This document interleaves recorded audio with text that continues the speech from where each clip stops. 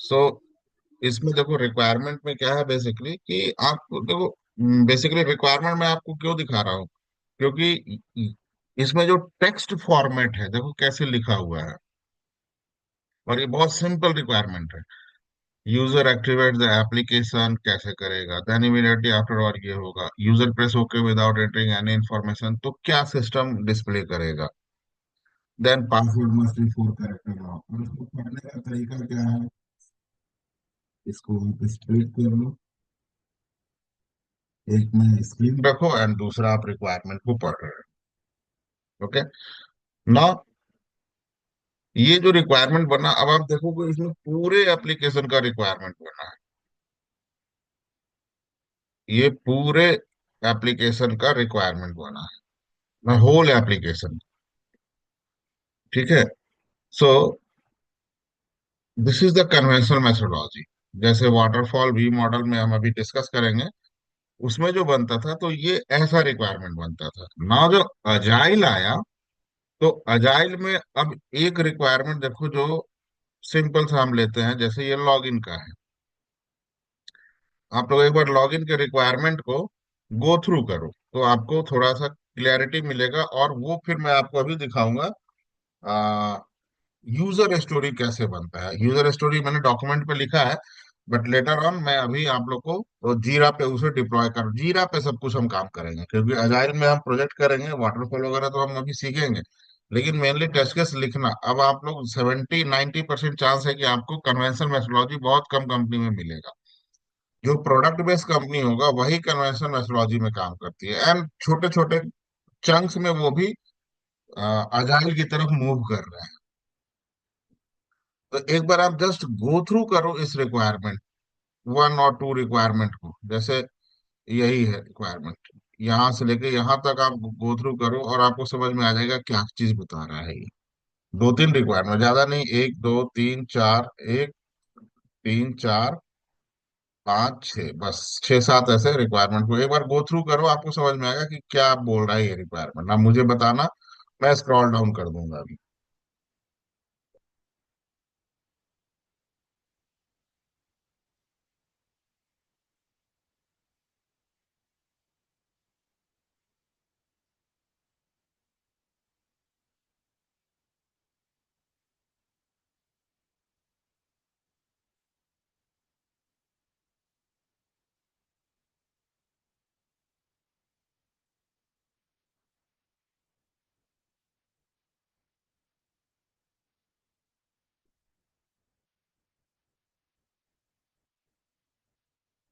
ठीक है, अब ये रिक्वायरमेंट देखा आप लोगों ने, पढ़ा इसको ना। अब इसी का यूजर स्टोरी कैसे बना हुआ है ये आप देखो। पहला है flight application login, title as a flight reservation agent, I want to log in into the flight application securely so that I can access the system for booking and managing flight reservation. This is the basically as a user क्या काम मैं करूंगा, as a user मैं क्या काम करना चाहता हूँ। तो as a flight reservation agent I want to log in into the application so that I can access the system for booking and managing flight reservations. ये सिंपली 3 लाइन ही होगा। एज ए एक्टर में क्या, as a actor, this is a actor, remember decision table में actor and result. So as an actor what I want to do and sir what the system. ये जो जो starting के word लिखे हैं as I want so that, ये मतलब ये फिक्स रहता है क्या? यस, जो बिजनेस एनालिस्ट आपको क्लियर कट देगा यूजर स्टोरी, वो as I want to so that, ये फिक्स्ड है। Okay. Now this is the my requirement, this is my requirement. Now अब है कि प्रोडक्ट ओनर इस, अब ये फीचर बना, ठीक है, डेवलप हुआ, टेस्ट हुआ, सब कुछ हुआ, लेकिन प्रोडक्ट ओनर इस फीचर को एक्सेप्ट कब करेगा? सो दिस इज एक्सेप्टेंस क्राइटेरिया। वो इन चीजों को चेक करेगा, एक्सेप्टेंस क्राइटेरिया को। तो एक्सेप्टेंस क्राइटेरिया क्या है? मेरा एप्लीकेशन मैं यहां से लॉन्च करूं, then log in dialog should display. Log in में करूंगा, given that user clicks on okay button without entering an agent name और password, then a popup message should appear. यही चीज वहां भी लिखा हुआ है ना सर? इस रिक्वायरमेंट को देखो, इसको देखो, ये थोड़ा क्लियर होगा। User press okay without entering any information, popup display, popup title, flight reservation, exclamation, please enter agent name. And the same thing also written here. Flight reservation title आएगा, popup dialog दिखेगा, उसका title होगा flight reservation, exclamation type होगा और message होगा ये। अब यही चीज वहां भी लिखा हुआ है। इसका मतलब this acceptance criteria is what? Basically the expected behaviour of the system. यही एक्सपेक्टेड बिहेवियर है हमारा सिस्टम से, राइट? और यहाँ पे भी वही चीज है। लेकिन अब क्या हुआ, वो पूरा रिक्वायरमेंट था, अब मैं आपको चंक्स में दे रहा हूँ रिक्वायरमेंट। एक लॉगिन का रिक्वायरमेंट हो गया, ये दूसरा यूजर स्टोरी बना है, इसको थोड़ा हाईलाइट कर देता हूँ मैं सो दैट इजी हो। एक यूजर स्टोरी लॉगिन का बनाया, देन दूसरा यूजर स्टोरी जीयूआई का बनाया, तीसरा यूजर स्टोरी मैंने बनाया फ्लाइट सिलेक्शन टिकट बुकिंग का, देन एक इसका बनाया। आगे आप इसमें रिक्वायरमेंट देखोगे तो अलग अलग रिक्वायरमेंट है। एक इसका पूरा बनाया, देन फिर ये जीयूआई का बनाया, देन इसका बना, फ्लाइट बुकिंग कैसे करेगा वो, in this all the things.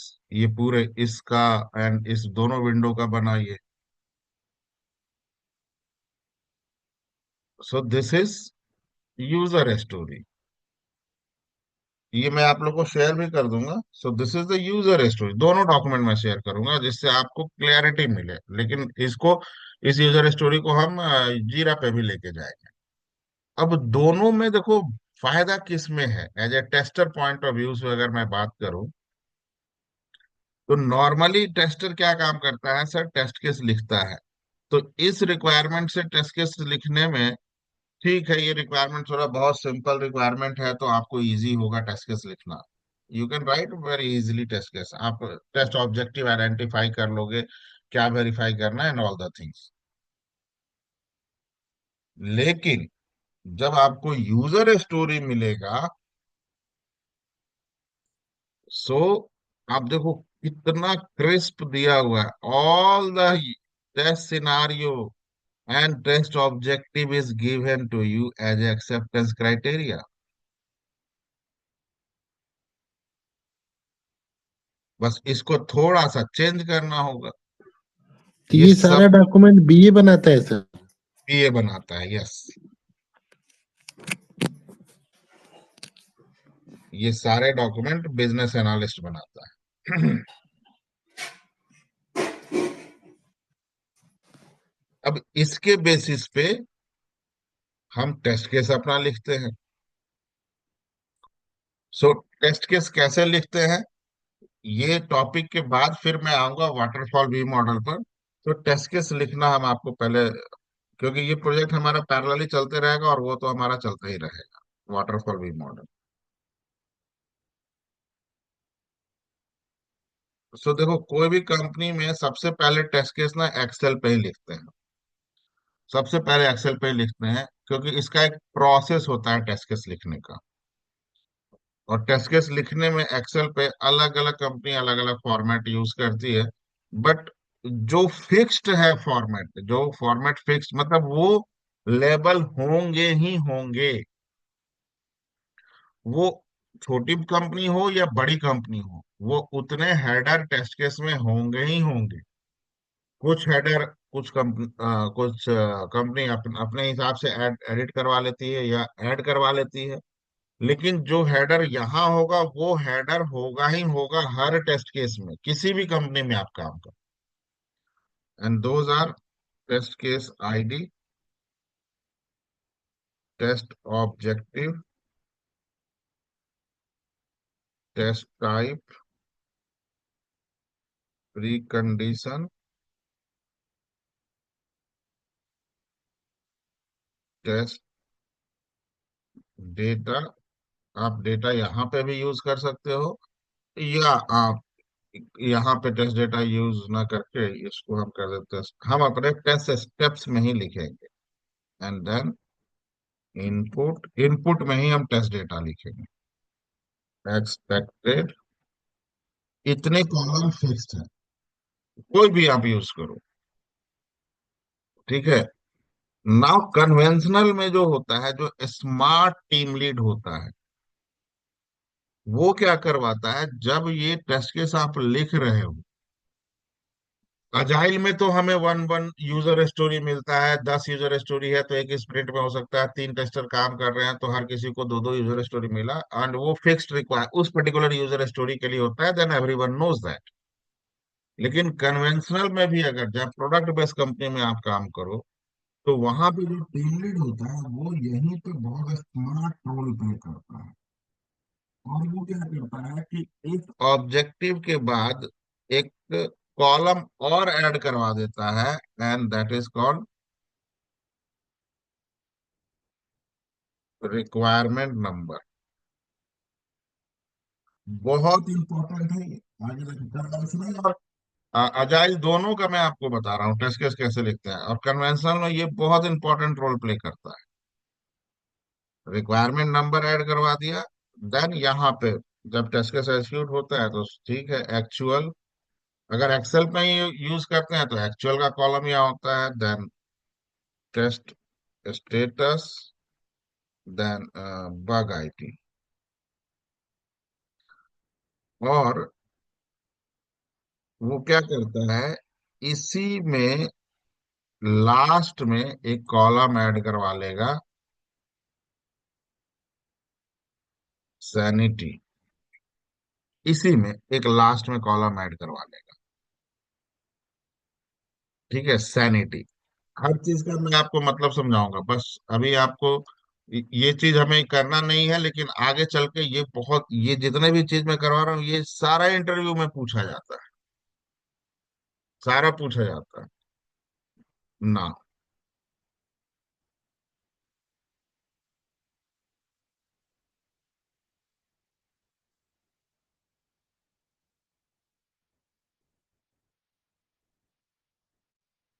अभी जब एग्जीक्यूट करेंगे तब हम ये देखेंगे ना। टेस्ट केस आईडी अब मैं लिखता हूँ TC_001, ये आप अपने हिसाब से दे सकते हो। कन्वेंशन मेथोडोलॉजी में होता है, आपका टीम लीड बता देता है कि स्टार्टिंग तो टीसी से ही हो, ऑलवेज स्टार्ट फ्रॉम टीसी। ना 001 में दो, या लॉगिन के लिए लिख रहे हो तो फर्स्ट थ्री लेटर यूज कर लो, या पूरा लॉगिन लिख दो, जिससे कि वो लोगों को पता चल जाए कि ये लॉगिन के लिए लिख रहे हैं। तो सपोज करो मैं इसका लॉगिन लॉगिन कर दे रहा हूँ, लॉगिन का मैं पहला टेस्ट केस लिख रहा हूँ 01। अब ये भी क्लैरिटी दे रहा है, लॉगिन फीचर के लिए मैं पहला टेस्ट केस लिख रहा हूँ। तो अच्छा, लॉगिन भी नहीं है, मैं लिखता हूँ इसे एक्सेस, एप्लीकेशन को एक्सेस करने के लिए मेरा पहला रिक्वायरमेंट हुआ है। अब देखो कन्वेंशनल मेथड, इससे मैं कैसे आराम से रिक्वायरमेंट निकालता हूँ, टेस्ट ऑब्जेक्टिव निकालता हूँ और अपना काम करता हूँ। Copy,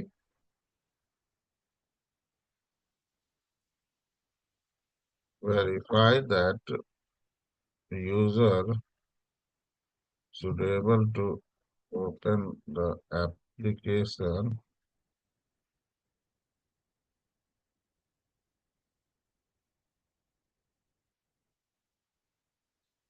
launch the application.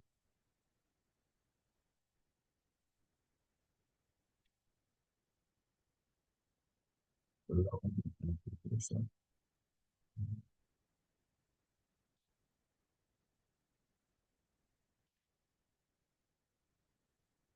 जो एप्लीकेशन को लॉन्च कर सके। अब कन्वेंशनल मेथोलॉजी में मेरा रिक्वायरमेंट नंबर हो जाएगा, लेकिन अगर अजाइल के लिए लिख रहे हैं तो ये कॉलम होगा ही नहीं वहाँ। टेस्ट टाइप एप्लीकेशन को लॉन्च करना है, so obvious functional.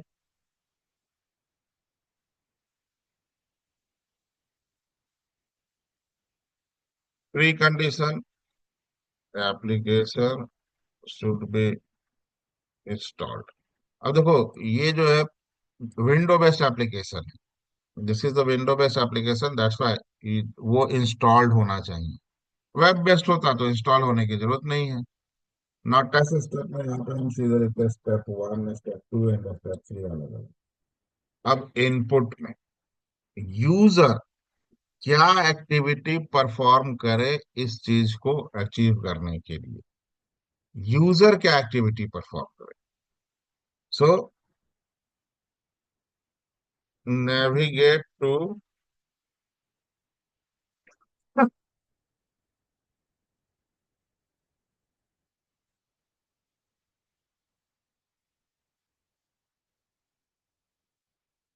Installation directory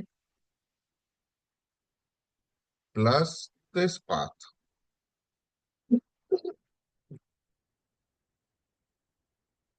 और इसे मैं डबल कोट में, जहां पे भी एप्लीकेशन इंस्टॉल्ड है, जिस भी डायरेक्टरी में, उसके अंदर एक सैंपल फोल्डर बना होगा, सैंपल के अंदर फ्लाइट फोल्डर बना होगा, फ्लाइट के अंदर ऐप फोल्डर होगा, और उसके अंदर फ्लाइट एक्स एक्स मतलब ये वर्जन को बता रहा है, और ये होगा।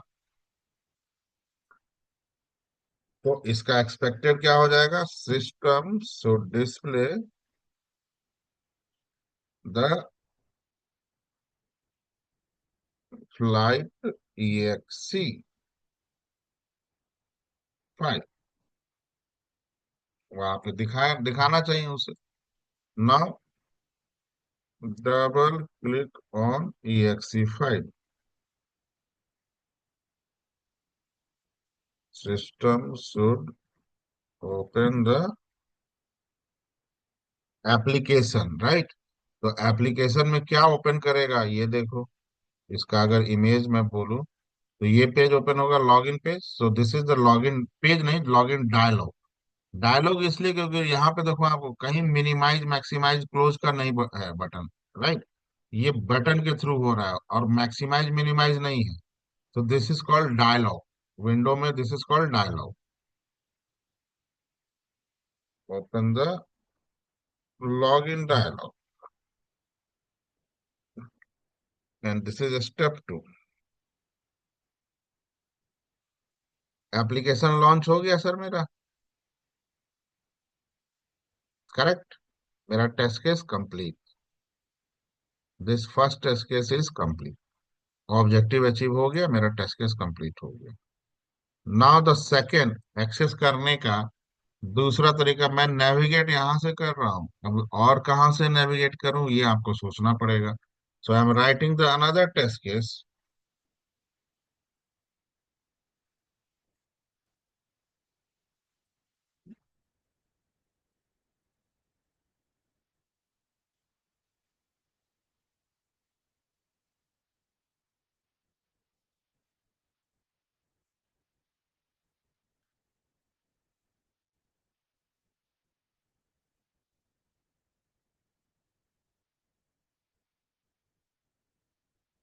देखो, ये दूसरा टेस्ट केस मैं लिख रहा हूँ, नेविगेट पाथ।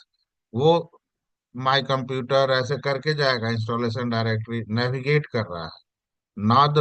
अच्छा, ये नीचे होगा, सॉरी। ये दूसरा स्टेप हो गया, एंड दिस इज ना। अब मैं वही चीज रन डायलॉग से भी तो मैं ओपन कर सकता हूँ, रन कमांड के through. So this is also functional, ये सब कुछ सेम ही होगा। एंड अब यहां पे मैं करूंगा open the run dialogue, system should display the run dialogue, enter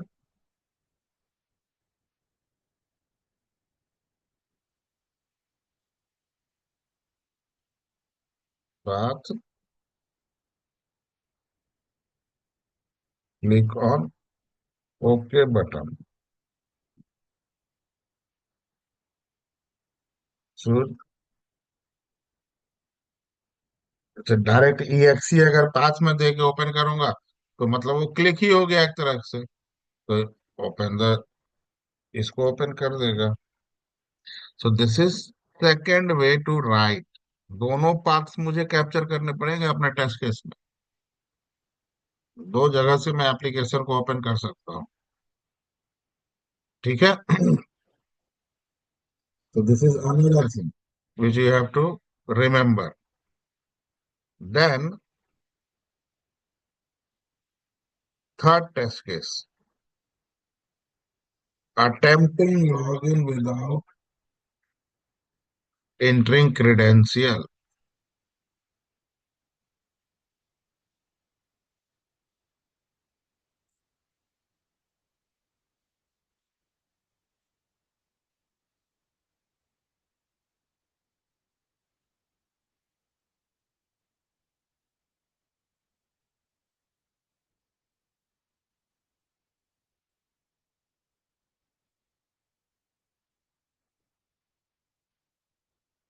और ये अब मैं देता हूँ TC लॉगिन 01। लॉगिन के लिए अब मैं लिख रहा हूँ and this is functional again, application should be installed. और अब देखो लॉगिन आएगा, आप खुद सोचो, लॉगिन आएगा उसके बाद ही तो वो यूजर आईडी पासवर्ड डालेगा, क्रेडेंशियल डालेगा। तो अब दो चीज है कि लॉगिन के लिए वो स्टेप भी मुझे या तो लिखना पड़ेगा, क्योंकि मेरा टेस्ट केस पिछले टेस्ट केस से कोई लिंक नहीं होता। हर टेस्ट केस इंडिपेंडेंट होता है। Every test case is independent test case. सो मुझे लॉगिन करने के लिए क्या करना होगा? या तो इनमें से ये दो स्टेप मुझे चलाना पड़ेगा, या इसमें से मुझे लॉग, क्योंकि वो जब तक डायलॉग नहीं आएगा तब तक मैं लॉग इन नहीं कर सकता और इस चीज को वैलिडेट नहीं कर सकता। तो उस केस में मैं ये दो स्टेप से बचने के लिए मैं प्री कंडीशन में लिख देता हूं, log in dialog should be display और ओपन। प्री कंडीशन में ही मैंने लिख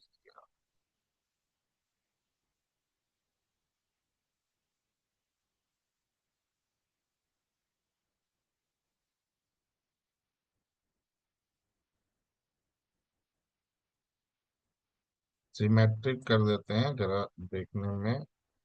अच्छा, ना अब ओपन हो गया तो फिर मुझे ये दो स्टेप से मैं बच गया। ना स्टेप वन, अब सीधे कॉपी पे जैसे आपका बना हुआ है, क्लिक ऑन ओके।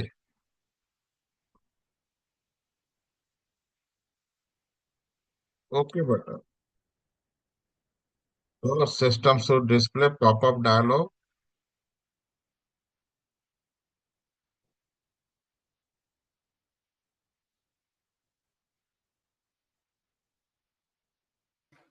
सर एक चीज में डाउट है, हम्म। कहाँ पे क्लिक का यूज करते हैं, कहाँ पे सेलेक्ट का यूज करते हैं? जहां ड्रॉप डाउन दिखे वहां सेलेक्ट, जहां बटन दिखे क्लिक। अच्छा।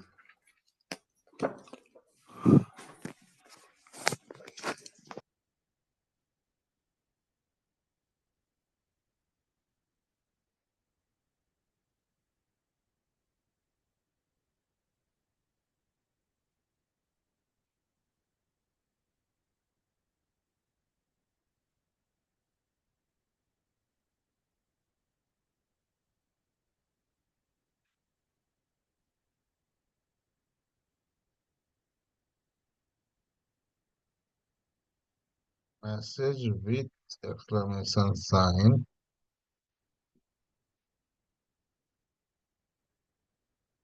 Message with exclamation sign, please enter agent.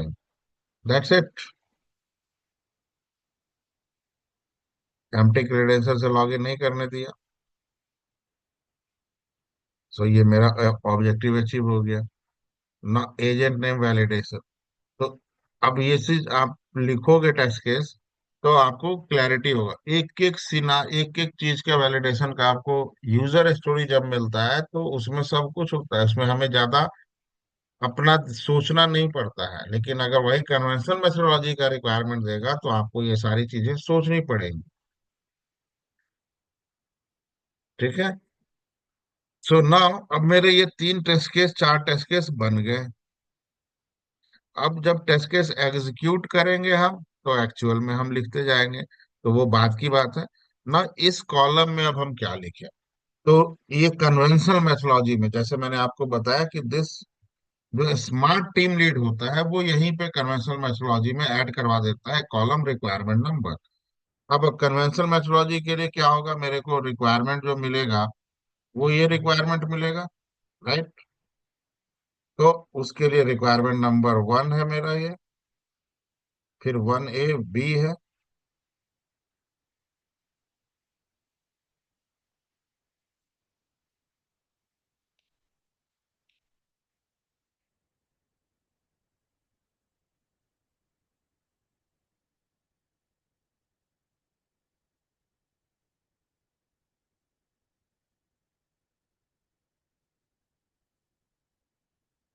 ठीक है। इस टेस्ट के लिए भी वही चीज है। So this is for same, not able to log in with empty credential. और बेसिकली ये ना तो यूजर आईडी डाल रहे हैं ना पासवर्ड डाल रहे हैं, सिंपली क्लिक कर रहे हैं ओके बटन पे। तो ये यही बोल रहा है यूजर प्रेस ओके विदाउट। ये हमारा कौन सा है, रिक्वायरमेंट नंबर 3, ABCD।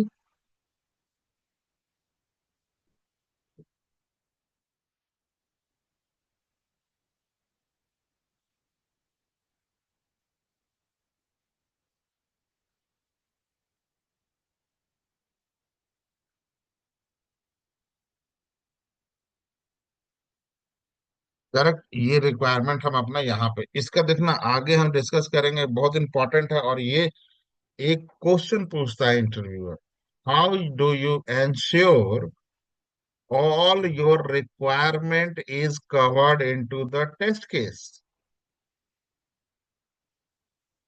कि जितने भी रिक्वायरमेंट आपके हैं उस सारे रिक्वायरमेंट के लिए आपने टेस्ट केस लिखा है, ये आप कैसे इंश्योर करोगे?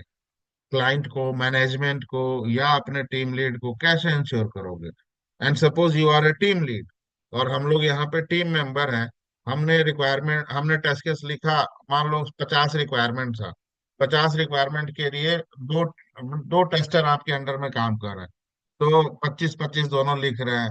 हर एक रिक्वायरमेंट के लिए सपोज करो कि मैंने 25 मेरे पास असाइन था रिक्वायरमेंट, और 25 किसी और के पास था, और हम सब ने 3-3 टेस्ट केस लिखा। तो कितना हो गया, 150 टेस्ट केस हो गए। आपने मुझसे पूछा कि अच्छा राहुल कितने टेस्ट केस लिखे? मैंने बोला कि मैंने तो 75 लिखे। आपने मेरे टीम मेंबर से पूछा अच्छा तुमने कितने लिखे? 75। अच्छा टोटल रिक्वायरमेंट कितना था? तो 50। अच्छा 50 रिक्वायरमेंट के लिए 150 टेस्ट केस, इसका मतलब ऑन एन एवरेज एक रिक्वायरमेंट के लिए 3 टेस्ट केस तो लिखे हो। हाँ बिल्कुल हमने लिखा है। तो सारे रिक्वायरमेंट कवर कर लिए हो? अब मैंने लिखा है तो मैं तो यस ही बोलूंगा ना। जो मेरा टीम मेंबर लिखा है वो भी यस ही बोलेगा, क्योंकि अपनी गलती क्यों बोलेगा? अगर नहीं भी लिखा हो तो भी बोलेगा हाँ मैंने तो पूरा लिखा है। लेकिन अब आप टीम लीड हो, आप कैसे इंश्योर करोगे कि हमने पूरे 50 के 50? नंबर ऑफ टेस्ट केस ज्यादा हो जाने का मतलब ये थोड़े है कि हमने सारे रिक्वायरमेंट को कवर कर लिया है। Then how you will ensure? आप क्लाइंट को कैसे बताओगे? और क्लाइंट पूछेगा अच्छा ठीक है, आप बोल रहे हो कि टीम लीड ने कवर कर लिया, आप टीम मेंबर ने लिख लिया, या 50 रिक्वायरमेंट के लिए 150 टेस्ट केस है, तो आइडियली होना चाहिए। लेकिन do you have any foolproof evidence that every test case is written, every requirement is covered into the test case? तो वहां पे तो आप फ्लैट हो जाओगे, फेल हो जाओगे। तो वहां पर जो स्मार्ट टीम लीड होता है वो यही काम करवाता है, और इसके बेसिस पे एक डॉक्यूमेंट बनाता है, एंड दैट डॉक्यूमेंट को प्रेजेंट कर देता है, ये लो जी। हर रिक्वायरमेंट का टेस्ट केस लिखा हुआ है, आप चेक कर लो इसको, इस डॉक्यूमेंट को।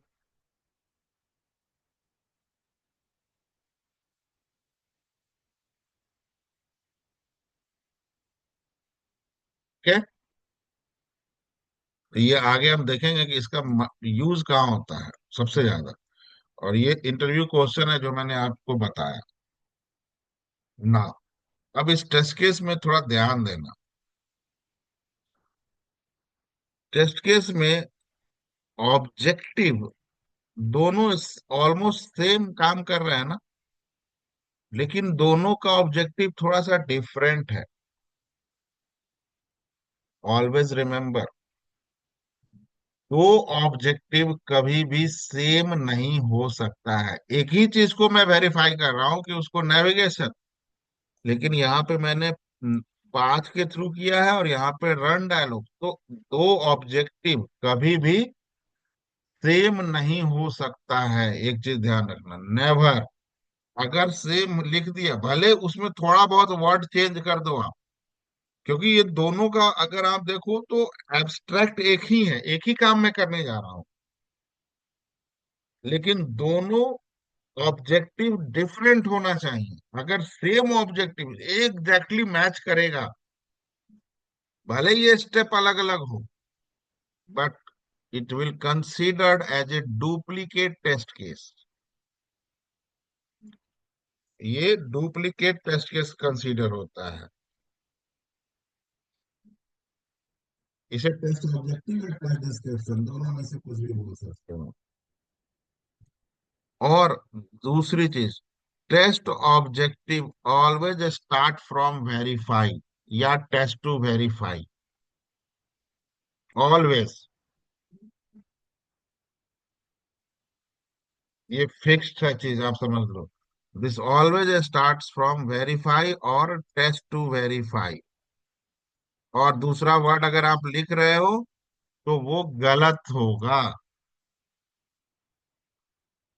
नाउ, टेस्ट ऑब्जेक्टिव में ऑलवेज शुड होना चाहिए, can, might, this type of word नहीं, शैल, विल नहीं, ऑलवेज शुड वर्ड।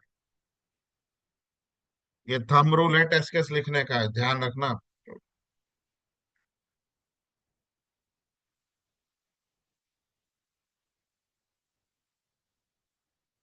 ठीक है, that next thumb rule, pre condition में भी शुड वर्ड होगा। अगर कुछ और आप लिख रहे हो, विल, शैल, माइट, कैन, नहीं, शुड वर्ड ही होगा।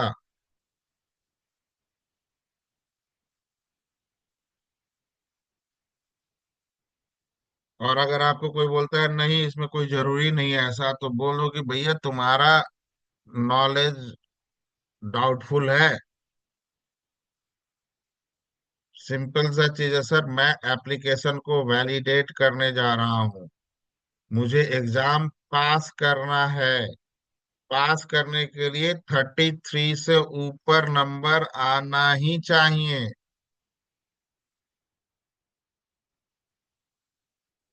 Marks should be more than 33 और इक्वल टू 33। शुड वर्ड है ना वहां पे, तो this is fixed. Now, input में कभी भी हम बहुत लंबा चौड़ा चीज नहीं लिखते, नेवर। ऑलवेज अवॉइड, कहानी नहीं लिखना है यहाँ। इंग्लिश ग्रामर जो बोलता है कि किसी भी सेंटेंस के लिए सब्जेक्ट वर्ब ऑब्जेक्ट तीन चीज होना चाहिए, हमारा टेस्ट केस का इनपुट बोलता है, छोड़ो इंग्लिश ग्रामर को। Open the run dialog, double click on exe file, where is the, click चलो वर्ब है, where is the subject, object तो है exe file, but where is the subject, नहीं है ना। तो यहाँ पे सिर्फ वही चीज हम लिखते हैं, जितना क्रिस्प हो सके आप उसको लिखो। बहुत ज्यादा इंग्लिश यहाँ नहीं शो करना है कि कहानी लिख रहे हैं। जितना कम से कम लाइन में आप लिख सको, क्रिस्प, जो आप काम कर रहे हो बस वही लिखो। Double click on exe file, open the run dialogue, click on okay button. हम यही तो काम कर रहे हैं, क्लिक कर रहे हैं। क्लिक्स द ओके बटन, नहीं, क्लिक द ओके बटन। तो सिंपल, हाँ, ग्रामेटिकल ठीक होना चाहिए कि थोड़ा स्पेलिंग वगैरह ना गलत हो। तो उसके लिए आप F7 प्रेस कर दोगे तो सारा गलत स्पेलिंग को ठीक करवा देगा वो आपसे, एक्सेल में। सो इनपुट ऑलवेज यूजर जो एक्टिविटी परफॉर्म कर रहा है वो चीज होना चाहिए, नथिंग अपार्ट फ्रॉम दैट। कौन से शॉर्टकट है सर स्पेलिंग सही करने के लिए? F7। अब आप अपने लैपटॉप में देखना, फंक्शन के साथ आता है या नॉर्मली आता है, तो F7 से हो जाता है।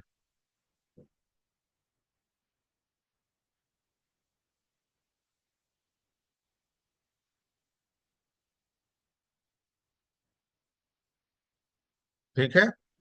नाउ द नेक्स्ट, एक्सपेक्टेड में भी हमेशा शुड वर्ड होगा।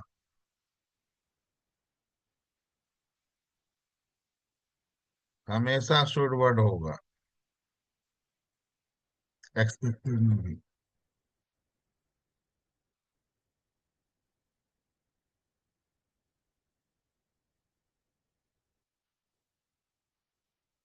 ठीक है। अब जब टेस्ट केस एग्जीक्यूट हम करते हैं, जब टेस्ट केस एग्जीक्यूट करते हैं, तो एप्लीकेशन पे अगर ये काम हम कर रहे हैं तो क्या आ रहा है। सपोज करो कि ये चीज आ रहा है, ये चीज आ रहा है, सब कुछ आ रहा है। तो हम लिखते हैं, कोई कहानी नहीं लिखना, एज एक्सपेक्टेड, सिंपल। सब कुछ मैच कर रहा है, एज एक्सपेक्टेड लिखते जाओ। मान लो ये चीज जब हम कर रहे हैं और वहां पे बोल रहा है कि ये आना चाहिए, प्लीज एंटर एजेंट नेम, ऐसा आना चाहिए। ठीक है, ये चीज क्लियरली लिखा हुआ है ना यहाँ पे, ये आना चाहिए। बट आ रहा है कुछ और, तो हम यहाँ पे लिखते हैं सिस्टम इज शोइंग, मान लो ये आ रहा है, एजेंट नेम के बाद एक फुल स्टॉप आ रहा है, एजेंट नेम के बाद एक फुल स्टॉप आ रहा है। सो दिस इज एक्चुअल में मुझे मिल रहा है, मेरा एक्सपेक्टेशन क्या था, this one. So this is called a bug. अब आपका नॉलेज आपके साथ लड़ाई करेगा, यार ये तो फुल स्टॉप तो होना चाहिए, हर सेंटेंस के लास्ट में फुल स्टॉप होता है, तो इसमें तो होना चाहिए। भाई होना तो चाहिए, लेकिन हु आर यू, ये डिसाइड करने वाले। आप एप्लीकेशन के टेस्टर हो। इस रिक्वायरमेंट को जिसने लिखा है, इस रिक्वायरमेंट को जिसने लिखा है, ये बिजनेस उसके हिसाब से चलेगा ना। तो इस डॉक्यूमेंट में जो लिखा है, इस डॉक्यूमेंट, ये डॉक्यूमेंट मेरा बाइबिल है, कुरान है, गीता है, महाभारत है, रामायण है, आपको जो बोलना है बोलो। हम इस डॉक्यूमेंट से डेविएट नहीं कर सकते हैं। तो अभी के लिए तो मेरा ये बग है, अभी के लिए तो ये मेरा टेस्ट क्या हो गया, फेल हो गया, ये वाला। हाँ, का नॉलेज कॉन्फ्लिक्ट कर रहा है कि यार फुल स्टॉप होना चाहिए। तब आप बिजनेस एनालिस्ट से पूछ सकते हो कि अरे राहुल, ये तो सेंटेंस जो लिखा है ना, डॉट फुल स्टॉप लास्ट में नहीं है, फुल स्टॉप होना तो चाहिए। तो आप एक बार देख लो, अगर फुल स्टॉप के साथ सही होगा तो ये बग है, नहीं तो ठीक है, बस पास है पूरा। तो अगर वो बोले कि, मान लो मैं बोलूं हाँ फुल स्टॉप होगा होगा, तो अब ये नहीं कि स्ट्रेस को बग रेज कर दो, आप बोलो कि डॉक्यूमेंट को अपडेट कर दो एक बार। जो यूजर स्टोरी है, या जो कन्वेंशनल मैथोलॉजी में जो रिक्वायरमेंट लिखा हुआ है, एक बार उस डॉक्यूमेंट को अपडेट कर दो, तो फिर मैं बग रेज कर देता हूँ। नहीं तो बग रेज करने का आपके पास रेफरेंस क्या है? एज ए डेवलपर मेरे पास ये बग आ गया, मैं पूछूंगा अच्छा अजय, ये बग रेज किया, ये बग कैसे रेज किए? तो रिक्वायरमेंट में तो फुल स्टॉप है नहीं। तो आप बोलोगे कि नहीं, मैंने तो बीए से बात किया था, वो बोला कि होगा। तो बात करने की क्या वैल्यू है भाई? मेरे को तो जो डॉक्यूमेंट, एज ए डेवलपर मैं तो ये बोलूंगा कि मुझे जो डॉक्यूमेंट मिलेगा मैं उसी हिसाब से काम करूंगा ना। तो आप डॉक्यूमेंट को अपडेट करवाओ तब मैं इस बग को मानूंगा। तो बीए भी अगर आपको बोले हाँ हाँ फुल स्टॉप होगा, तो टेस्ट को फेल करने के पहले उससे पूछ लो कि भाई तुम डॉक्यूमेंट अपडेट कर दो तभी हम फेल मार करेंगे इसे, पहले नहीं। ना, अब ये मेरा टेस्ट पास, तो पास लिखते हैं, पास्ट नहीं लिखते हैं। और टेस्ट का ही बगल में हम पास लिखेंगे बस, because this steps are not, test case मेरा पास तो पास हो गया। ना ये फेल हुआ तो बग आईडी रेज करेंगे, एंड देन बग को हम जीरा में लेके जाएंगे। कैसे रेज करेंगे? तो उसके लिए पहले यूजर स्टोरी बनाएंगे एंड ऑल द थिंग्स, ये सब चीजें अब हम करेंगे। जीरा मैं इंस्टॉल कर डिप्लॉय करवाऊंगा किसी, कल मैं आप लोग को एक लिंक भेजूंगा मेल पर, देन वहां से जीरा डाउनलोड कर लेना।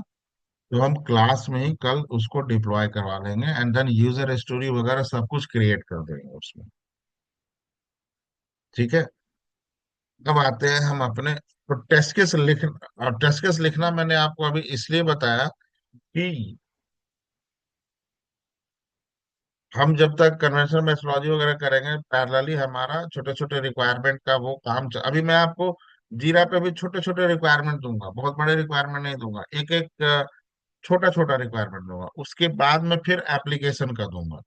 क्योंकि एक बार जीरा आप जब समझ लो छोटे छोटे रिक्वायरमेंट को लेके, तो आपको इजी हो काम करने में। या इसी एप्लीकेशन का मैं दूंगा, आ, एक दूसरे वेब एप्लीकेशन का मैं दूंगा। तो इस एप्लीकेशन का ना दूसरे वेब एप्लीकेशन का दूंगा कि उसका टेस्ट केस एग्जीक्यूशन भी मैं आपसे करवा।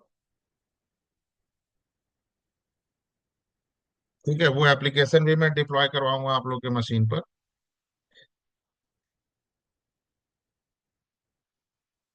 अब आते हैं हम अपने कन्वेंशनल मेथोडोलॉजी में।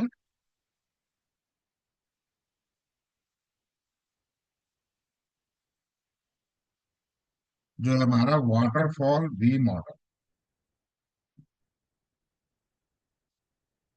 ओके, कुछ पूछना है अभी इसमें तो आप लोग पूछ सकते हो। सर जो ट्रेसेबिलिटी मैट्रिक्स में हम अपडेट करते हैं, रिक्वायरमेंट्स अपडेट करते हैं सर। टेस्ट केस अपडेट करते हैं, नॉट रिक्वायरमेंट।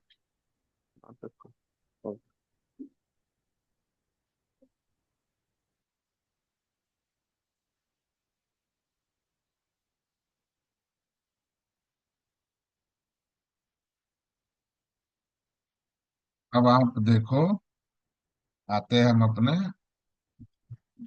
कन्वेंशनल मेथोडोलॉजी पे।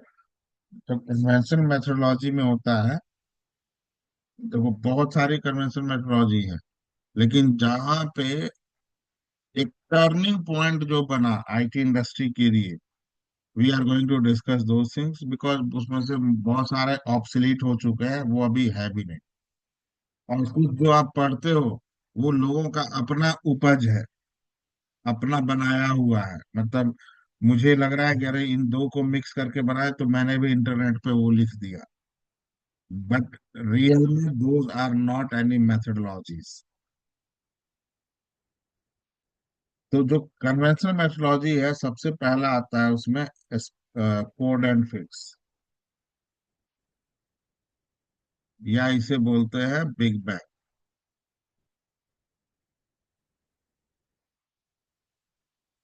दूसरा है स्पाइरल।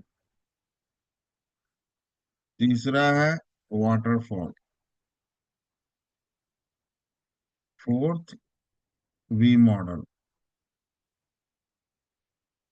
ठीक है। नाउ एंड द फिफ्थ जो हुआ वो अजाइल हुआ। और अजाइल जो हम लोग अपना ऑलरेडी डिस्कस कर कल किए थे, करेक्ट।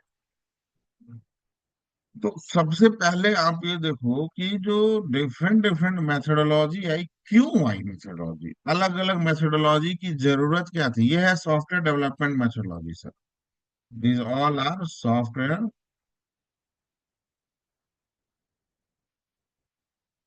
डेवलपमेंट मैथडोलॉजी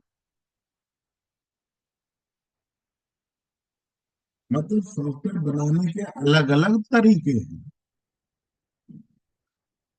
तो पहला तो क्वेश्चन ये है कि भाई अलग अलग मैथडोलॉजी क्यों है।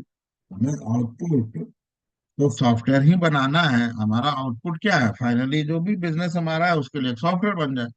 तो जब एक मेथडोलॉजी है तो दूसरा, फिर दूसरा है तो तीसरा क्यों, तीसरा है तो चौथा क्यों,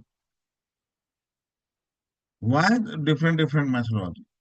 तो देखो, कोई भी मेथडोलॉजी या कुछ भी अपग्रेड हो रहा है, जैसे ये दूसरा है मतलब कुछ अपग्रेड हुआ होगा, तीसरा है तो कुछ अपग्रेड हुआ होगा। कुछ भी अपग्रेड होता है तो ऐसा नहीं है कि 100% चीजें चेंज हो जाती हैं। प्रीवियस वर्जन का लेट्स से एक्स था, वो अपग्रेड होकर वाई हुआ, तो ऐसा नहीं है कि ये एक्स के अंदर जो फीचर थे वो सब कुछ चेंज हो गया। जैसे आप अपने घर का टीवी लो, पहले सीआरटी टीवी चलता था ना, वो पीछे बड़ा सा डब्बा निकला रहता था, और आज एलईडी एलसीडी चल रहा है जो दीवार पे हैंग हो जाता है। लेकिन पिक्चर उसमें भी आता था और पिक्चर इसमें भी आता है ना। ऐसा तो नहीं है कि इसमें आपको टीवी के अंदर घुस के जाके एक्टिंग करना पड़ता है, या जो टीवी में एक्टिंग कर रहा है आप उससे पुराने वाले टीवी में बात कर सकते थे, इसमें बात नहीं कर सकते हो। पिक्चर दोनों में आ रहा है, कलर उसमें भी था, कलर इसमें भी है। तो अपग्रेड हुआ कुछ, मतलब जो प्रीवियस वर्जन के कुछ डिमेरिट्स थे इसको रिमूव किया तो ये बना। इस वर्जन के कुछ डिमेरिट थे, इसको रिमूव किया तो इसका डिमेरिट रिमूव किया तो जेड बना। एंड इसी तरह प्रोग्रेस होते होते होते अभी चल रहा है अजाइल।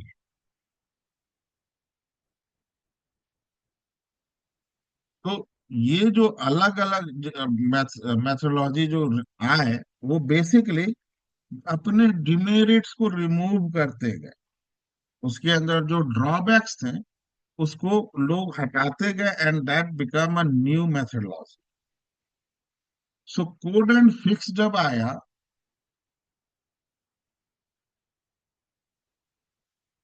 ये इनिशियल था मेथोडोलॉजी, ये था आपको 70s के डिकेड में, जब कंप्यूटर अपने आप में लोगों के लिए बहुत नया था, बहुत लिमिटेड लोगों तक इसकी पहुंच ही थी, उंगलियों पे गिनने लायक लोग थे।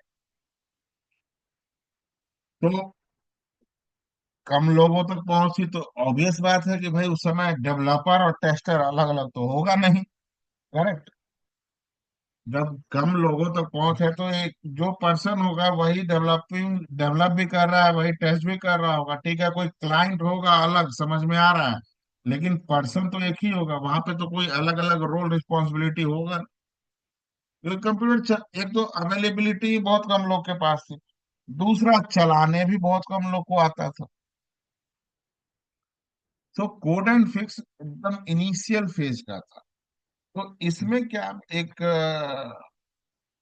होता क्या था कि अब आपके पास कंप्यूटर है, आप जानते हो प्रोग्राम करना, अब मुझे कोई सॉफ्टवेयर बनाना है, मुझे कोई सॉफ्टवेयर बनवाना है, तो मैं आपके पास पहुंचा कि भाई मेरे को ये सॉफ्टवेयर बना दो। तो मान लो एक सॉफ्टवेयर बनाना है जिसके अंदर ये चार फीचर्स हैं,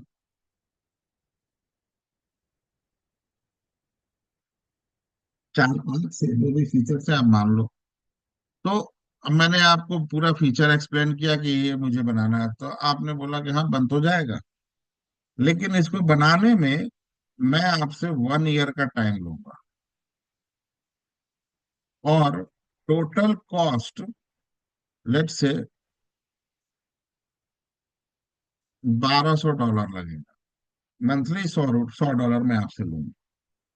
तो मेरे पास तो सॉफ्टवेयर मुझे बनवाना है, और मुझे पता है कि गिने चुने 10 20 100 500 लोग हैं जो सॉफ्टवेयर बनाते हैं, तो चलो इसी को देते हैं बनाने के लिए। आफ्टर 9 मंथ मैं आपके पास पहुंचा।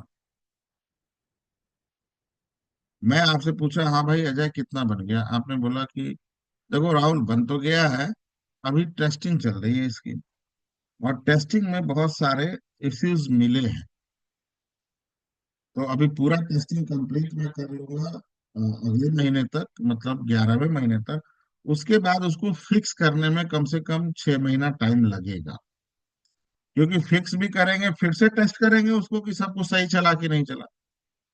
तो मैंने बोला कि ठीक है भाई, चलो अब क्या कर सकते हैं। तो 6 मंथ और आपको दिए। आपने बोला कि भाई इसका भी तो पैसा दो, काम कर रहे हैं तो पैसा तो लगेगा। फिर से लिए $600, हर महीने $100। अब इस 6 मंथ में, 4th मंथ में आप आ गए। आपने पूछा कि राहुल कितना बना? मैंने बोला देखो, बन तो गया है, 90% डिफेक्ट इसके फिक्स हो चुके हैं, 10% जो बचा हुआ है उसको फिक्स करना है, और बाकी एक बार फाइनल टेस्ट कर लेना है। तो मैंने पूछा और कितना? आपने पूछा और कितना टाइम लगेगा? मैंने बोला 3 महीने में अब कंप्लीट हो जाएगा, तो और दे दो $300। अब आप आए मेरे पास, मैं बोला हाँ जी बिल्कुल रेडी है आपका सॉफ्टवेयर, बिल्कुल रेडी है, आप चेक कर लो इसको। जैसे आप दुकान से कोई सामान खरीदते हो तो चेक करते हो ना सर, उसी तरह सॉफ्टवेयर भी चेक करते हैं। जैसे स्क्रम में स्क्रीन रिव्यू हुआ था, क्या कर रहे थे? डेमोन्स्ट्रेट कर रहे थे, और यहाँ भी कर रहे थे। आपने चेक किया और आप सेटिस्फाइड? हाँ, राहुल ने बढ़िया सॉफ्टवेयर बना दिया, फलाना ढिमकाना, बहुत बढ़िया, चलो ठीक है जी। तब मैं बोलता हूँ सर देखो, ले तो सॉफ्टवेयर, अब करना क्या है सर? सॉफ्टवेयर में क्या होता है? Requirement analysis, design, code, test, and then deployment, और इंस्टॉलेशन एंड मेंटेनेंस। यही होता है ना, 5 फेज होते हैं। तो अब आपको मैंने बोला, आपने टेस्ट किया, आप एकदम खुश कि हाँ भाई सॉफ्टवेयर तो मेरा बन गया। तो मतलब हम ये 4 फेज कंप्लीट कर चुके हैं ना सर।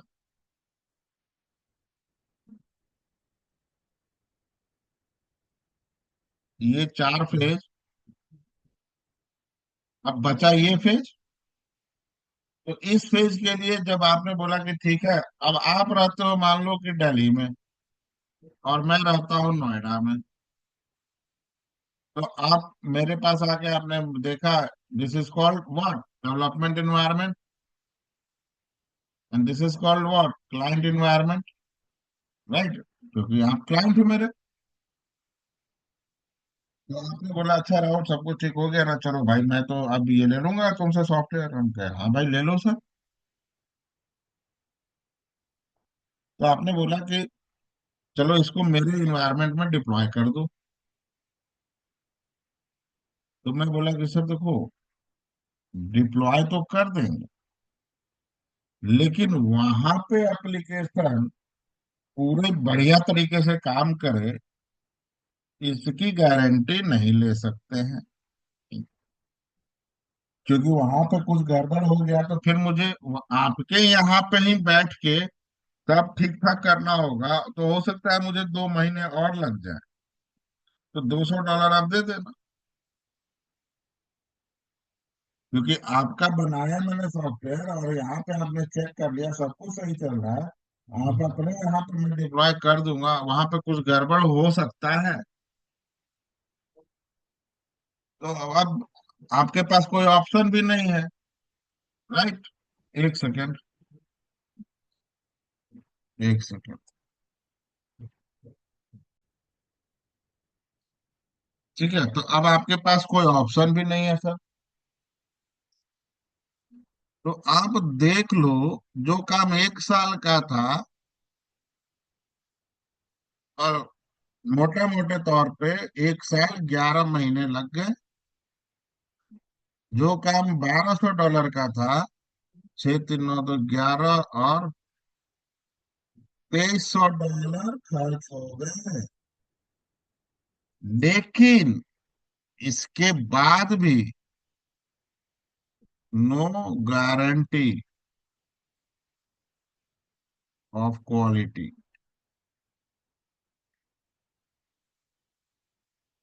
इसके बाद भी क्वालिटी की गारंटी नहीं है।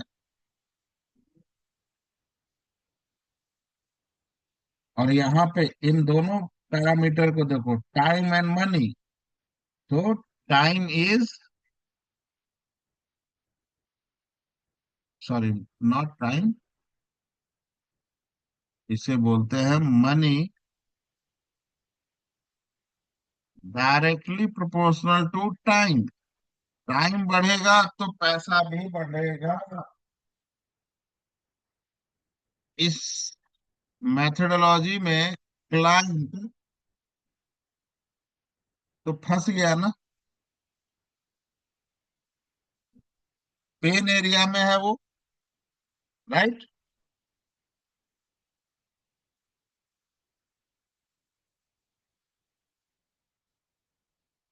तो लोगों ने बोला भैया इस मेथोडोलॉजी को छोड़ो, थोड़ा दूसरा देखो। तो these are the two demerits, बड़ा डिमेरिट। अब आप खुद सोचो, देखो software testing is not a rocket science. भले इंटरव्यू में आपको बहुत भी घुमाए हो, but that is not a rocket science. Interviewer को क्या चाहिए, गॉड नोस। बस वो टेबल के उस साइड बैठा है तो उसकी मर्जी, जो आप लाख बढ़िया आंसर करो, उसके दिमाग में जो बैठा है वो अगर आंसर नहीं मिला तो हाँ ठीक है आप आंसर करो। बट आप खुद सोचो, अगर ये सिचुएशन आपके साथ हो कि आप एक प्रोडक्ट मुझसे बनवा रहे हो जिसमें मैं आपको क्वालिटी की भी गारंटी नहीं दे रहा हूँ और पैसा भी ज्यादा लग रहा है, और मैं अब आपसे बोलूं कि सर आपके लिए सबसे ज्यादा इंपॉर्टेंट क्या है इन दोनों में से, पैसा या क्वालिटी?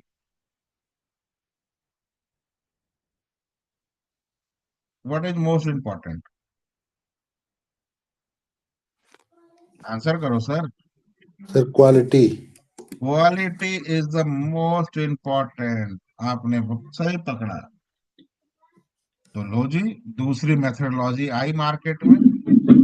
उन्होंने बोला हम आपको क्वालिटी देंगे। क्वालिटी भी ऐसी देंगे कि 99.99% क्वालिटी होगा। इतनी जबरदस्त हम आपको क्वालिटी देंगे। और ये मेथडोलॉजी आया।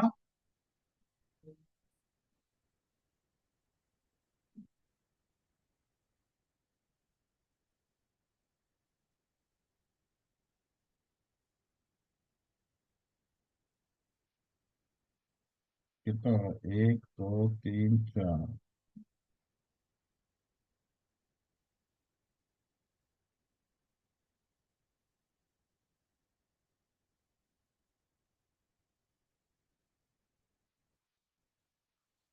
कितना हुआ? एक, दो, लिख ही देते हैं, रिक्वायरमेंट, डिजाइन, कोड, टेस्ट। और ये हुआ requirement review, design review, code review, test review.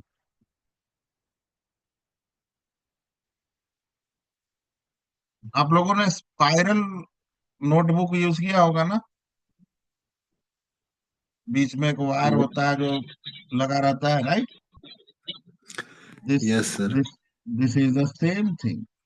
This is called इसलिए स्पाइरल मेथोडोलॉजी।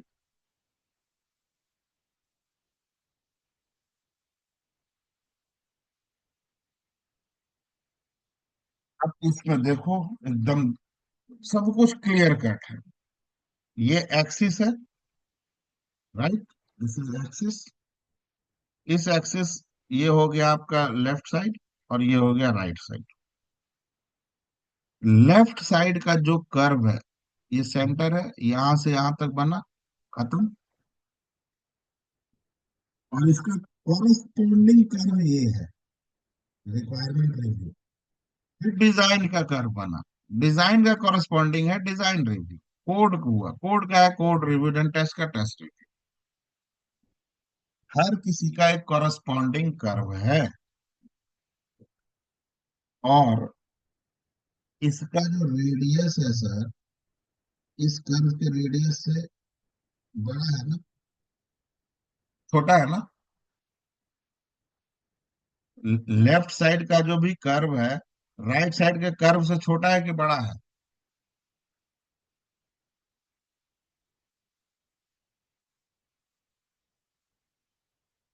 आप देखो, लेफ्ट साइड का जो भी कर्व है ना, वो राइट साइड के कर्व से, अपने कॉरेस्पॉन्डिंग कर्व से, लेफ्ट साइड वाला स्मॉल कर्व है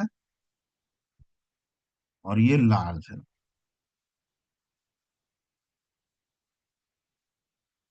अपने कॉरेस्पॉन्डिंग से। तो लार्ज होने का रीजन क्या है? बिकॉज यहाँ पे रिव्यू हो रहा है, मतलब टाइम ज्यादा लग रहा है।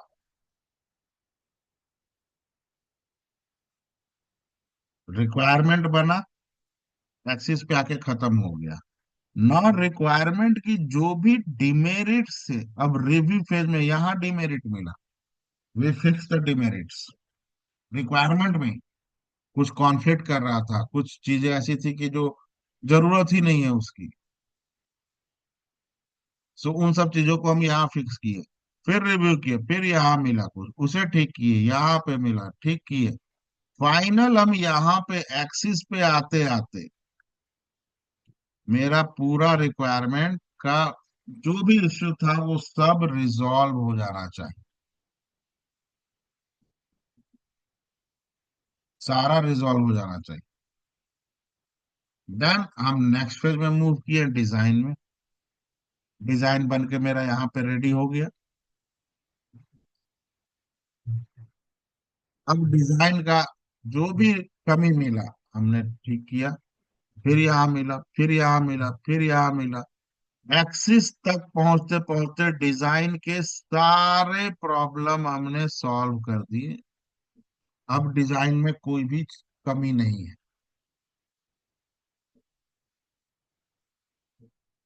इसी तरह कोड का हुआ, टेस्ट का हुआ। तो इसमें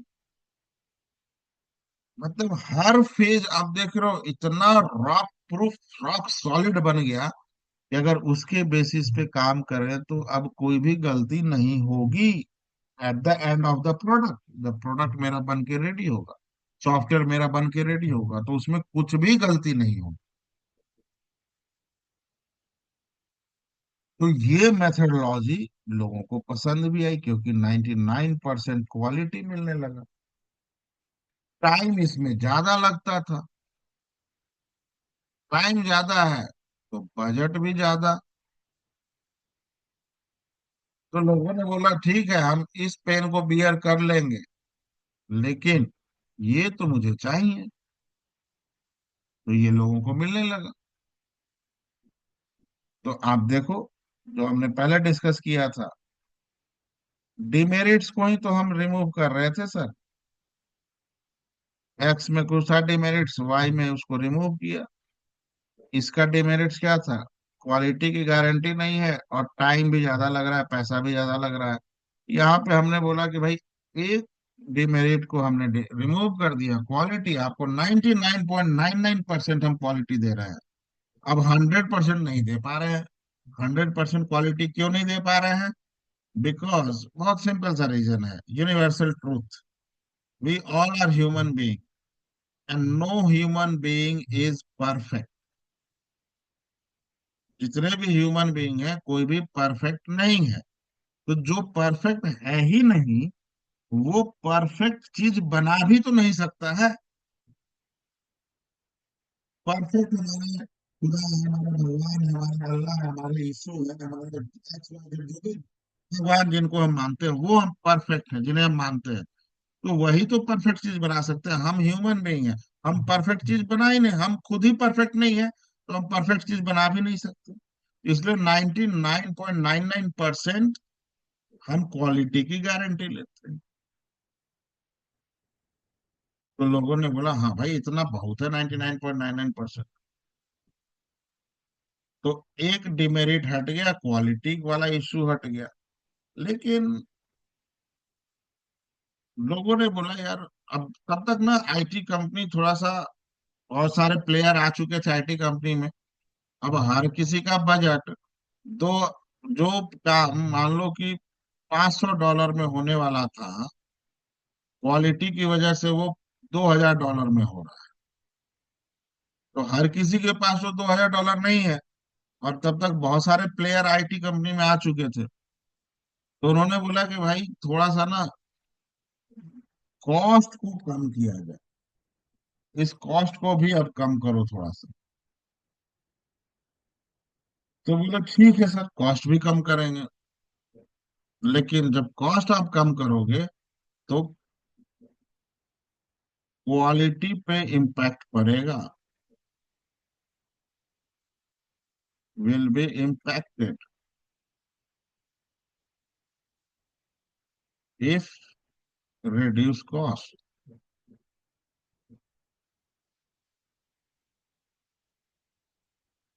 बहुत सिंपल सा है, आप ये सोचो कि एक फ्लाईओवर बनाना है। अब मैं हम सब कोई इंजीनियर है, हम लोग एक टीम में काम कर रहे हैं। हमने गवर्नमेंट को प्रपोजल दिया कि भाई देखो यहाँ से वहां तक फ्लाईओवर बनाने में ना ये पूरा 2 ईयर का टाइम लगेगा। और इसका कॉस्ट होगा लेट से कि 50 करोड़ रुपीस। 50 करोड़ में 2 साल में बनेगा यहाँ से वहां तक का फ्लाईओवर। अब गवर्नमेंट बोले नहीं ना, यार 2 साल नहीं, इसको तुम ना एक काम करो कि 50 करोड़ नहीं, 50 करोड़ नहीं, तुम एक काम करो, इसको तुम 25 करोड़ में बना दो। तो मैं बोला कि सर 25 करोड़ में ही बना देंगे, ठीक है। और ये हम ले लेंगे आपसे 1 साल टाइम। लेकिन जो क्वालिटी होगी, वो फ्लाईओवर जो नॉर्मली 10 साल चलेगा, वो आपको हो सकता है कि 7 साल में ही टूट जाए। मेंटेनेंस कॉस्ट आपका बढ़ जाएगा। कहीं ना कहीं तो कॉम्प्रोमाइज करना पड़ेगा ना आपसे। जो काम जितने दिन में होता है उतने ही दिन में होगा ना।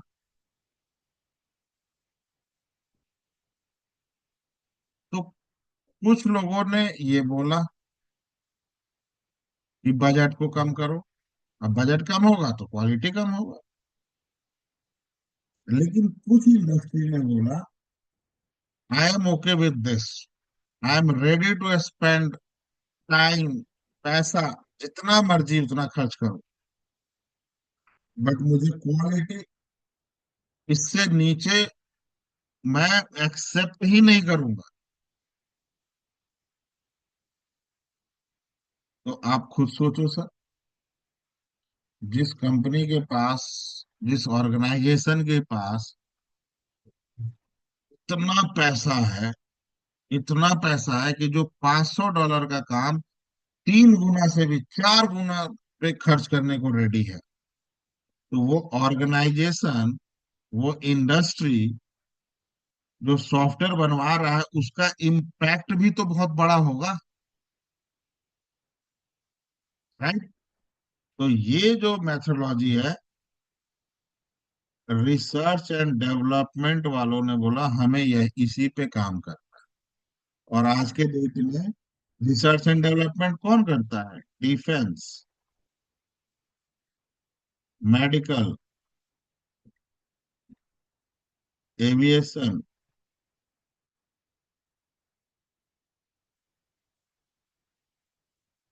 देन जो ऐसी इंडस्ट्री है, वो क्वालिटी से कॉम्प्रोमाइज करने को रेडी नहीं है किसी भी कंडीशन में, पैसा जितना भी लग जाए। तभी आप देखते हो, आपने सुना होगा ना, एमआरआई करवा के आ जाओ, डॉक्टर किसी को रेकमेंड करता है। और एमआरआई मिनिमम आपको 8 से 10 हजार में होता है।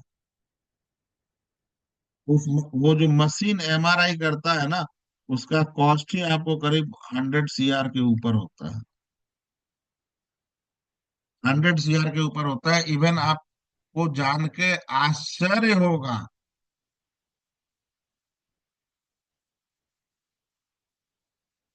कि एमआरआई मशीन जो फुल बॉडी का स्कैन करता है, जिसके बेसिस पे वो 100% सही रिजल्ट आपको देता है, 99.99%, जिसके बेसिस पे डॉक्टर अपने पेशेंट को प्रॉपर डायग्नोसिस करता है, इसमें क्या कमी है, क्या है, दिस है दैट है, प्रॉपर डायग्नोसिस करता है। और बाकी जैसे आपने देखा है ना कि क्रिकेटर्स, स्पोर्ट्स पर्सन, कोई भी इंडिया में अपना ट्रीटमेंट करवाता है, स्पोर्ट्स पर्सन जो इंडियन टीम में खासकर खेल रहा है, कोई भी नहीं करवाता। सब लंदन या कुछ लोग ऑस्ट्रेलिया या सिंगापुर, वहां जाकर ट्रीटमेंट करवाते हैं। किसी का बोन टूट गया, कैच पकड़ रहा है, फिंगर बोन टूट गया, अब हमारा हाथ पैर टूट जाए तो हम लोग तो किसी भी गवर्नमेंट हॉस्पिटल में या कहीं पे भी जाके प्राइवेट हॉस्पिटल में दिखा लेते हैं और वहां पे प्लास्टर कर देता है या जो भी रॉड लगाना है लगा देता है। लेकिन क्रिकेटर ये लोग नहीं करते हैं। फिल्म एक्टर है, पैसा जिनके पास है, काफी पैसा, वो यहाँ नहीं करवाते ट्रीटमेंट। क्यों नहीं करवाते सर? क्योंकि जो डॉक वो अपना फुल बॉडी का डायग्नोसिस उनका डॉक्टर करता है, पूरा एमआरआई करता है। एंड इंडिया में भी एमआरआई मशीन है। लेकिन जो मैंने बोला, आपको जानकर आश्चर्य होगा कि इंडिया में कोई भी, ये 100 करोड़ के ऊपर होता है सर, ग्रेटर देन 100 करोड़ होता है। इंडिया में कोई भी हॉस्पिटल ऐसा नहीं है, इवन एम्स दिल्ली, आप किसी भी हॉस्पिटल का नाम ले, इंडिया का कोई भी हॉस्पिटल ऐसा नहीं है जिसके पास न्यू एमआरआई मशीन है। इंडिया में पता है, थर्ड हैंड है। मतलब एक एमआरआई मशीन जो जहां नया बना, उससे एक्स कंट्री ने खरीदा, अब एक्स कंट्री उसे बेच रहा है, तब इंडिया वाले खरीदते हैं। और एम्स में भी थर्ड हैंड मशीन है।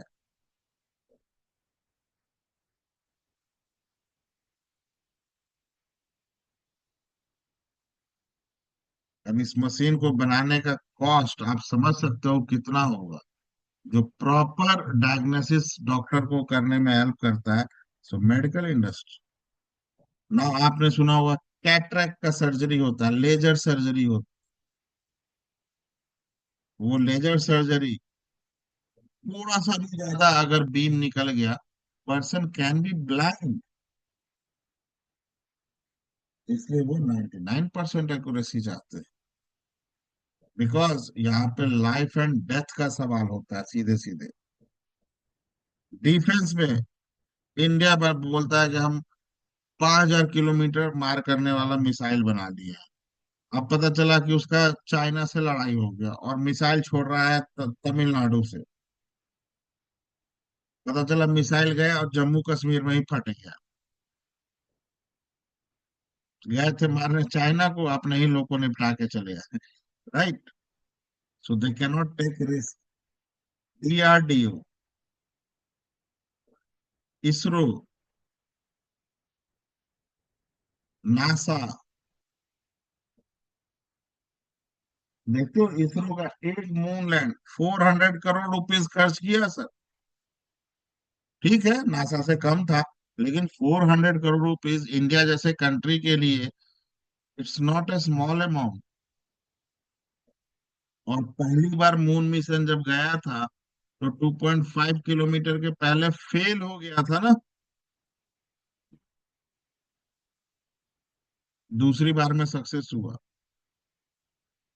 अब आप समझो 2.5 किलोमीटर तो हम लोग पैदल भी चल जाते हैं, लेकिन वो वहां जाने के बाद फेल हो गया तो और वो ऑर्बिटर के लिए तो नहीं भेजा था ना कि ऑर्बिटर वहां पे लैंड करेगा और हम उससे काम करेंगे। वो तो सैटेलाइट को लॉन्च करवाना था वहां पे, और वही चीज फेल हो गया। ऑर्बिटर तो एक प्लस पॉइंट था कि वो डेटा कलेक्ट करेगा वहां से। इनका पूरा 400 करोड़ का प्रोजेक्ट खत्म, सैनिटाइज। तो उसमें कुछ तो कमी रह गई होगी ना, तभी तो वो हजारों लाखों किलोमीटर चला गया और 2.5 किलोमीटर पहले वो जाके फेल हो गया। तो R&D इंडस्ट्री जो है वो आज भी इसका यूज करती है, because they cannot take risk, वो रिस्क नहीं ले सकते।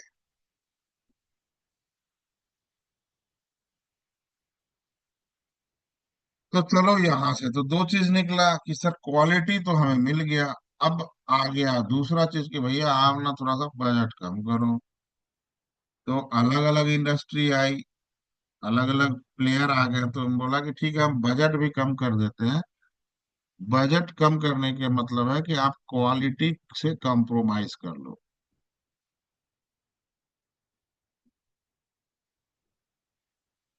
तो उन्होंने बोला कि अच्छा कितना करना होगा, तो बोला कि देखो 99% क्वालिटी तो हम नहीं दे सकते हैं, नॉट पॉसिबल।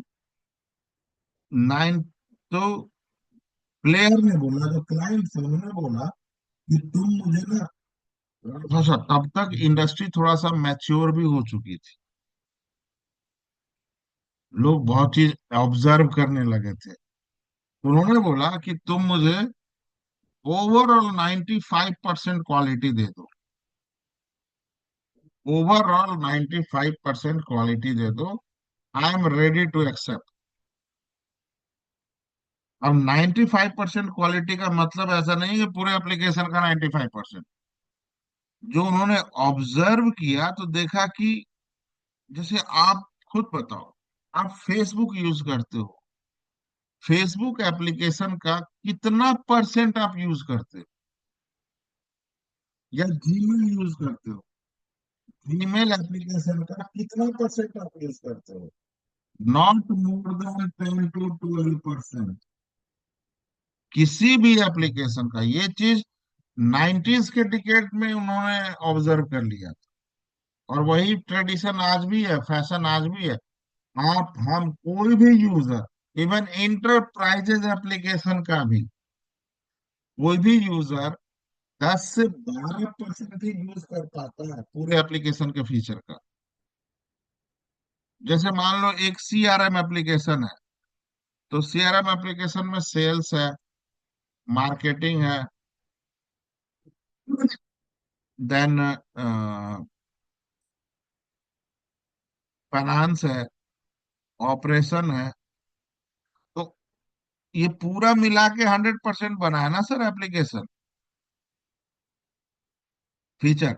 लेकिन सेल्स वाला तो अपने ही फीचर को यूज करेगा ना, वो तो मार्केटिंग फाइनेंस और ऑपरेशन के फीचर से कोई मतलब ही नहीं है उसे।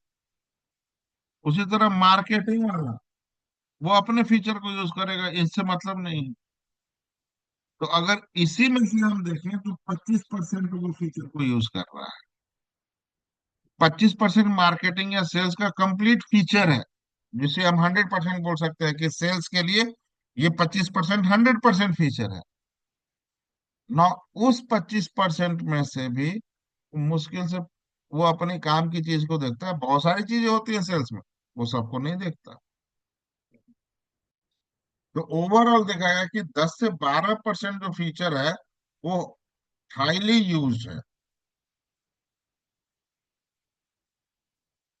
तो क्लाइंट ने बोला कि इस 10 से 12% फीचर का आप मुझे 99.99% क्वालिटी दे दो, बाकी जो बच रहा है फीचर उसका आप 90% भी दे दोगे, तो ऑन एन एवरेज दोनों मिला के मेरा 95% हो जाता है। I am ready to accept. तब IT कंपनी ने एक अलग मेथोडोलॉजी निकाला, and that is called waterfall.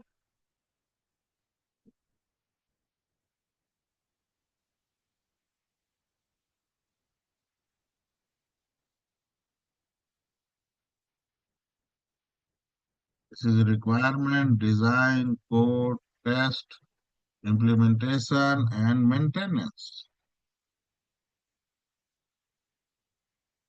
अब ये जो है स्टेयर्स टाइप से है ना, that's why it is called waterfall.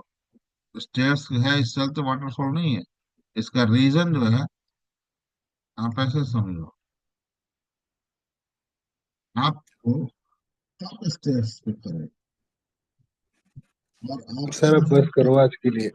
बस एक, अच्छा चलो ठीक है, कल करते हैं।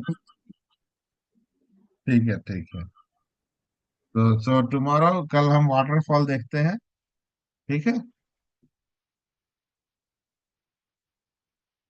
कोई क्वेश्चंस?